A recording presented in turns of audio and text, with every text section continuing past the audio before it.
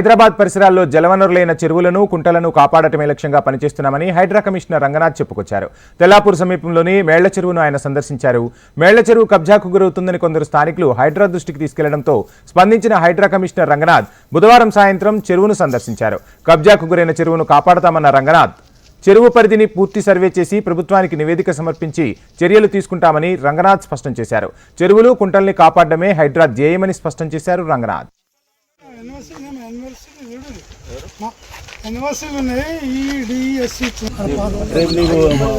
వస్తే ఆఫీస్కి వస్తే ఎంత నింపినా కూడా చూపిస్తాను. సరే సార్, నాకు ఎన్ఓసీలు ఎప్పుడు వచ్చిందని మీరు చూడండి. ఏదో సర్టిఫికెట్ కూడా తెలుస్తుంది.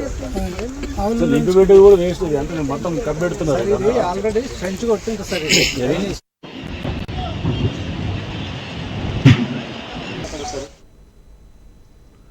హైదరాబాద్ మాదాపూర్లోని ఈదులకుంట చెరువును హైడ్రా కమిషనర్ రంగనాథ్ స్థానిక రెవెన్యూ అధికారులతో కలిసి పరిశీలించారు. కానమెట్లో 6.5 గుంటల విస్తీర్ణంలో ఉన్న చెరువు శిఖాన్ని పూడ్చివేసి కొంతమంది బిల్డర్లు నిర్మాణాలు చేపట్టారు. చెరువులోకి వర్షం నీరు వచ్చే నాలాను దారి మళ్లించి ఈ ప్రాంతాన్ని కబ్జా చేసినట్లు గుర్తించారు. చెరువులో నిర్మాణాలకు అనుమతులు ఇచ్చిన ఇరిగేషన్, జీహెచ్ఎంసీ అధికారులపై రంగనాథ్ తీవ్ర ఆగ్రహం వ్యక్తం చేశారు.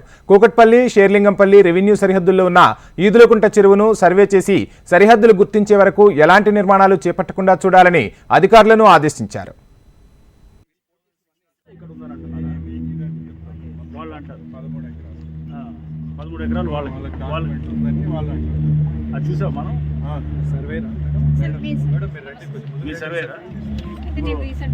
అనేది చెరువును బొంద పెట్టి మీరు వేరే సర్వే మెంబర్షిప్ కట్టుకుంటూ మళ్ళీ మీరు కహానీలు చెప్తారు. స్పష్టంగా చెప్పండి, మీకు తెలుసు సబ్జెక్ట్, లేకపోతే చెప్పొద్దు.